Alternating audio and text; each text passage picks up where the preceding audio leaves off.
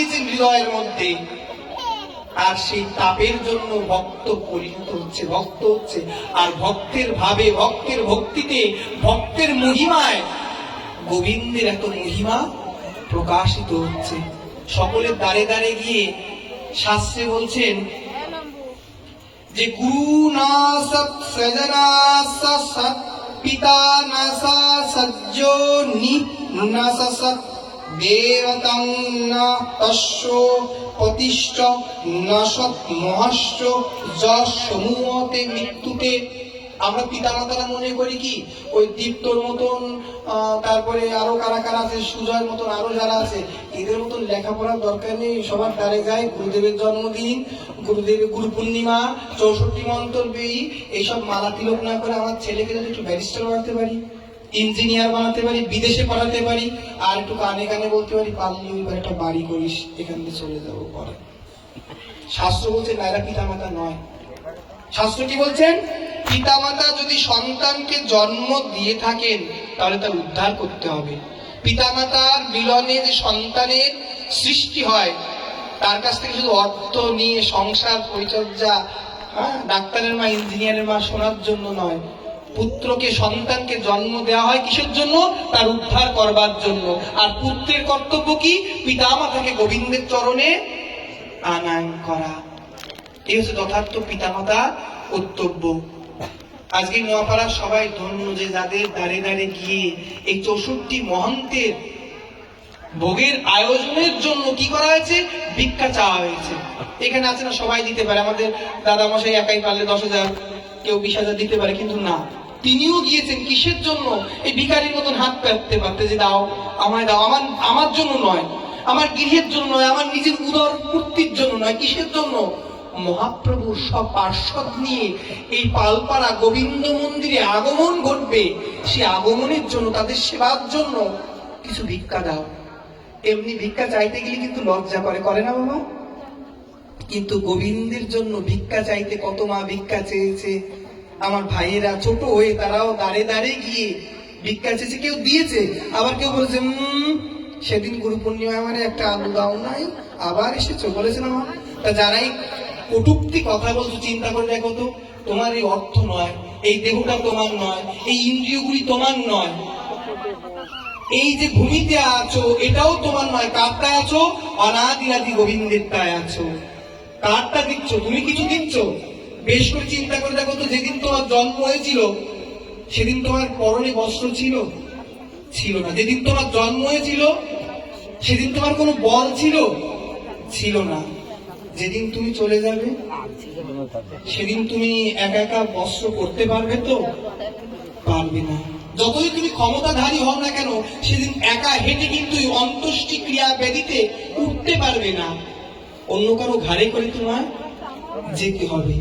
তাই আসলে একা, বিবস্ত্রহীন, আসলে দুর্বল, কোনো ক্ষমতা নেই, যাবার সময়ও সে দুর্বল, অক্ষমতা, অন্যের ঘাড়ে চেপে যাচ্ছ।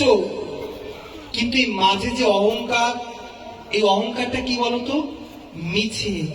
এই জগৎটা মিছে, মায়া। এই মায়ার মধ্যে কোনটা সত্য? এই আজকে এই শীতের রজনী উপেক্ষা করে যারা শ্রী গুরুদেবকে সঙ্গে নিয়ে গোবিন্দ দর্শনের জন্য, শ্রী গুরুদেবকে নিয়ে যারা সেই চৈতন্য মহাপ্রভুর পার্শ্বদ গুলির দর্শন করতে যাচ্ছ, এই আজকের রজনীটা সত্য, এটাই হচ্ছে সত্য। আর এই সেবাটা কেমন জানো? আমার দাদাজি পরম শ্রদ্ধবান ভাগবত, পরম ভাগবত পাঠক বসে গেছেন, তার সামনে শ্রী গুরুদের সামনে খালি কলসি বাজে যেমন তেমন বাজছে, আমি ভরা কলসি চুপ করে ডুবে পড়ে। সেবা কেমন জানো না? একজন ব্যক্তি দিন মজুর খাটে, 1 আনা করে বেতন পায়। একদিন মালিক তাকে বেতন দেয়নি, মনে খুব কষ্ট, আজকে বেতন দিল না। পরের দিন তাকে ঠিক কি দিয়েছে? কত আনা? 16 আনা। 8 আনা 8 আনা কত হয়? 16। পাড়াবাসী অঙ্ক জানে না, প্রতিবার তো 8 আনা 8 আনা কত? 16 আনা। 16 আনা পেয়েছে, বুঝলে? দিন মজুরি খাটে, 16 আনা পেয়েছে, দুদিনের পরিশ্রম। 16 আনাটা পেয়ে হাতে মুঠ করে ধরেছে শক্ত করে, আহারে আমি 16 আনা পেয়েছি, 16 আনা। আমি এই 16 আনা দিয়ে যাব জানো, আমি সংসারে আসবার আগে, বিবাহ করবার আগে, পুত্র সন্তান স্নেহ মমতা ভালোবাসার পূর্বে সবসময় আমি গোবিন্দের আতুল চরণে, গোপীনাথের চরণে নিজেকে সঁপে দিয়েছিলাম। বহুদিন হয়ে গেছে, বিবাহ হয়ে গেছে, সন্তান পুত্রাদির জন্য না গোপীনাথের কাছে যাওয়া হয় না। গোপীনাথ, আজ 16 আনা পেয়েছি, উত্তম উত্তম ফল কিনে তোমার সেবার জন্য আজ তোমার মন্দিরে যাব। কতদিন তোমার মন্দিরে তো যায় না গোপীনাথ। 16 আনা খান মুঠ করে নিয়ে যখন ফলের দোকানে গিয়েছে, হাটে প্রবেশ করেছে, হাটে যেই না প্রথম কদম খান দিয়েছে, কর্ণে বেজে উঠেছে, স্ত্রী খান বলে উঠেছে, আহো রাতে আসবার সময় হাট থেকে কিছু তন্ডুল কিনে নিয়ে এসো। ঘরে যে তন্ডুল বারন্ত, কিছু তন্ডুল কিনলেন। তন্ডুল যে কিনা হয়ে গেছে, পর মুহূর্তে কর্ণে আবার বেজে উঠেছেন। মেয়ে বলেছিল, মা গো বাবা, আমার পরনের একটা জামা নাই, কালকে কলেজে ভালো প্রোগ্রাম আছে, একটা পোশাক নিয়ে এসো। মেয়ের চাহিদাও পূরণ করলেন। চাহিদা পূরণ করে বললেন, যা আছে সব গোপীনাথের সেবায় দেব।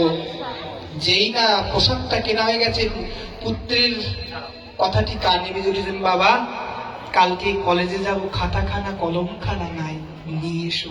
পুত্রের চাহিদাও পালন করলেন। সবার চাহিদা যখন পালন করা হয়ে গেছে, বলছে এবার গোপীনাথের সেবায় যাব। সঙ্গে সঙ্গে কর্ণের মধ্যে বৃদ্ধ মাতার কথা মনে পড়লো। মা বলেছিল, বাবা বাজার থেকে আমার জন্য কিছু মিষ্টি কিনে নিয়ে আসিস, আমি মিষ্টি তো খুব পছন্দ করি। সবার চাহিদা পূর্ণ হয়ে গেছে, ব্যাগখানা ভরে গেছে। ফলের দোকানির সামনে যে বলছেন, দোকানি, ওগো দোকানি, আমায় কিছু ভালো ভালো ফল দেবে। তা বলছি, কি কি ফল নেবে? বলছি, যা যা ভালো ভালো আছে আমার সব দাও। বলছে, কত করে নেবে? বলছে, দাঁড়াও। হাতের মুঠখানা যখন খুলেছে, 16 আনা নিয়ে এসেছিল না, 16 আনার 15 আনা খরচ হয়ে গেছে।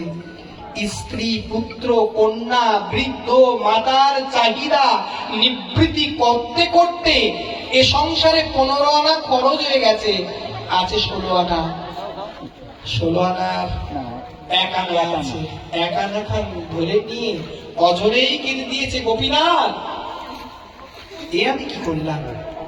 আমি তো 16 আনা নিয়ে এসেছিলাম, এই 1 আনার উত্তম ফল তো সম্ভব হবে না।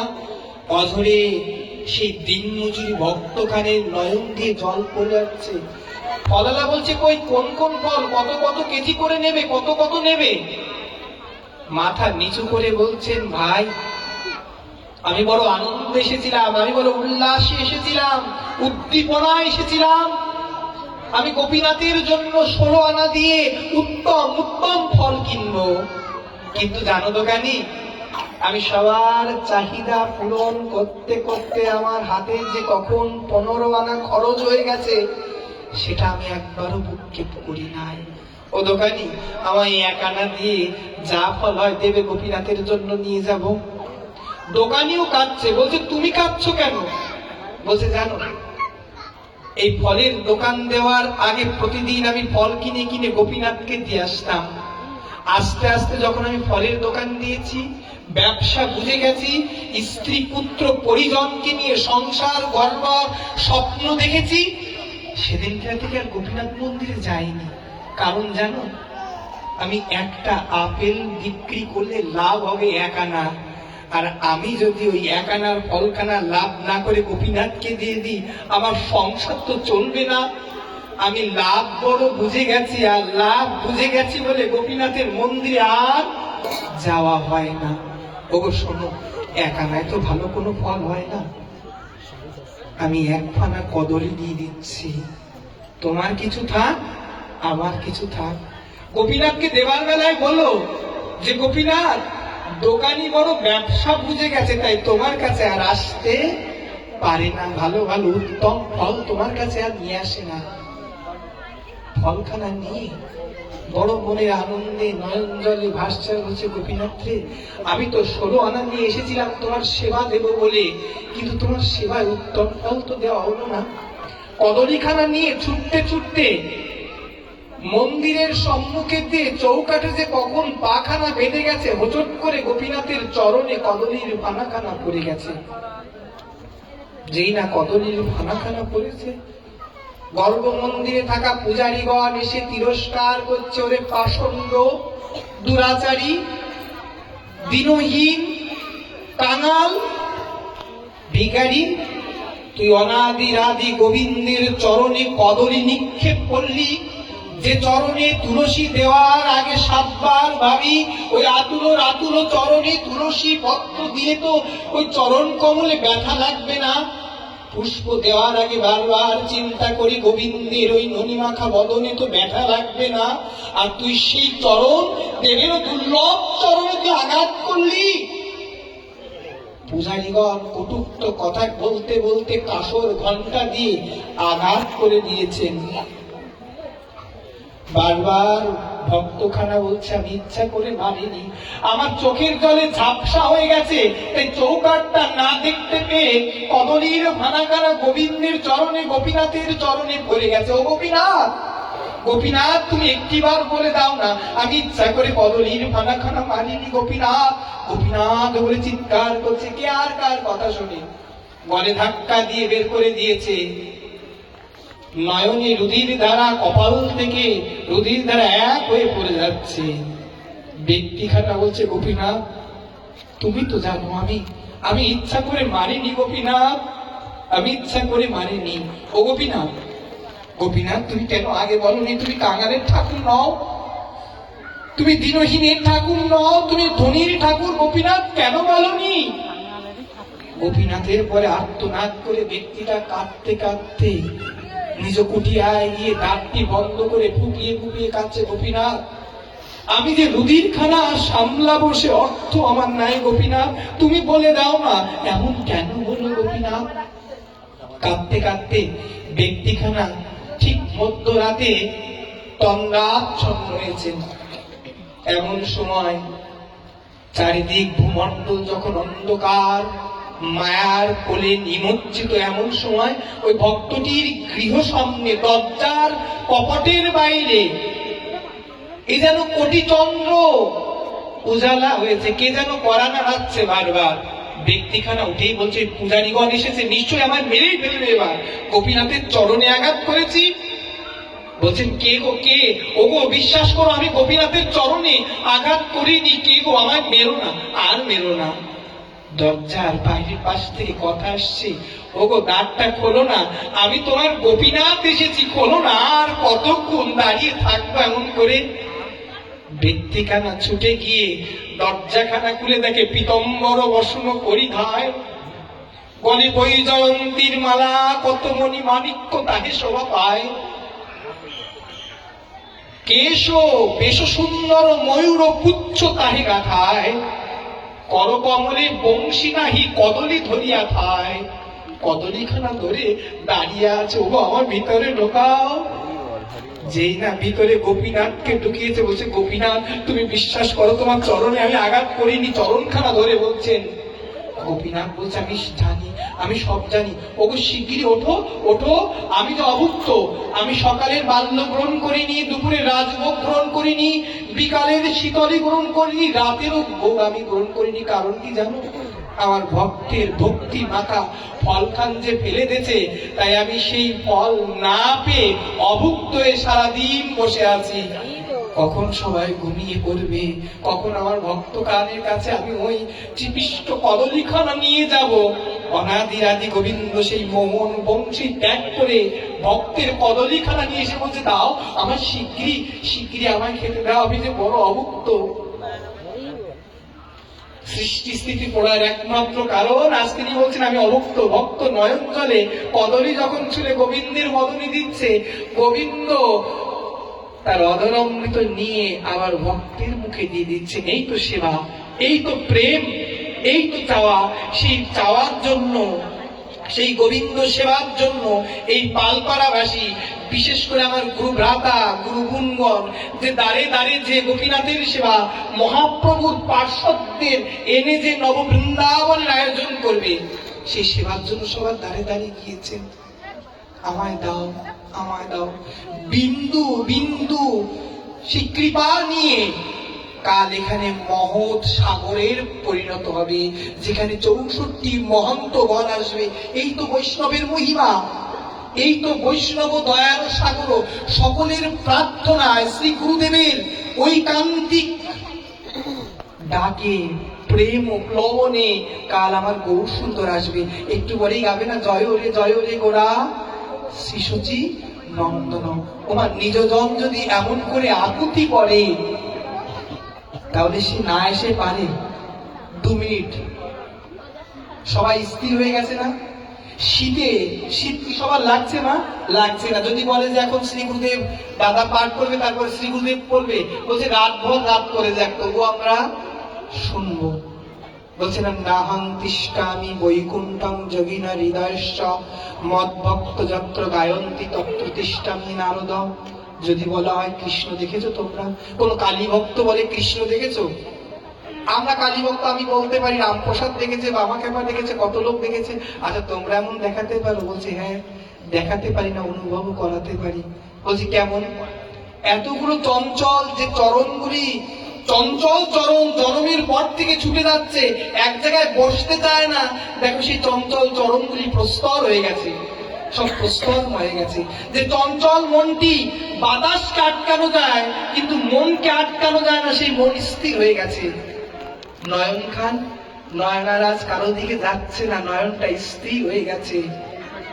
তিনি এসেছেন, তিনি এসেছেন বলেই তো আর সব নিস্তব্ধ হয়ে গেছেন। মনের মানুষ এসেছে, প্রাণের মানুষ এসেছে, তিনি বসেছেন কোথায়? এই পালপাড়া গোবিন্দ মন্দিরে। তিনি একা নয়, যুগল নিয়ে বসেছেন। আবার শুধু যুগল নয়, কলির পাবন অবতার সতী তনয় মহাপ্রভু, শুধু মহাপ্রভু নয়, সব পার্শ্বরে তিনি এসেছেন। আর এসেছেন বলে দেখো সবাই স্তব্ধ হয়ে গেছে। এসেছেন বলে নয়নে বাড়ি বর্ষণ হচ্ছে। বলি কেন বাড়ি বর্ষণ হচ্ছে? হৃদয়ে দিয়ে হৃদয়ে কথা হচ্ছে, কত আকুতি নিবেদন করছেন হে গোবিন্দ। আর কতদিন, আর কতদিন এই চর্মচক্ষুটা তুমি নিয়ে তোমার সেই প্রেমতরু চক্ষু দিয়ে দর্শন দেবে তোমার স্বামী? সেই দর্শনের আশায় সমস্ত স্থির হয়ে গেছে, বাতাস ধীর হয়ে গেছে। চঞ্চলা নয়ন, শ্রবণ ইন্দ্রিয়টা খারাপ হয়ে গেছে। এই বুঝি বংশীর ধ্বনি হয়, এই বুঝি শ্যামরায় ডাকে। সেই গোবিন্দ উপস্থিতি নিয়ে আমার পরম শ্রদ্ধেয় ভাজন অগ্রজ গুরু ভাই গৌর হরিদাস দাদা জি মহারাজ, গোবিন্দের সেই উপস্থিতি, গোবিন্দের সেই প্রেমভাব, রাধাকৃষ্ণের সেই ঐকান্তিক সেবা নিয়ে আলোচনা রাখবেন। আর আমার ভুল ত্রুটি যদি হয় আলোচনায় ক্ষমা করবেন। আসলে খালি কলসি বাজে বেশি। যা বলেছে শ্রী গুরুদেবের কৃপায়, যা বলিয়েছেন তিনি বলিয়েছেন, যা করিয়েছেন তিনি করিয়েছেন। তাই সমস্ত কীর্তন বলুন, হরিকথা বলুন, এই আয়োজন বলুন, এই যে দীপ্ত আদি পালপাড়ায় আমাদের সুজয় আদি দিদিরা, গুরু ভাইরা যারা আছে পালপাড়াবাসী, এই যে অনুষ্ঠানে যে সূচনা, যে কৃপা, এ হচ্ছেন শ্রী গুরুদেব গোবিন্দের মাধ্যমে, গুরুদেবের মাধ্যমে আজ এই পালপাড়াবাসীর উপরে বর্তন হলো। জয় নিতাই, জয় গৌ, জয় সীতা।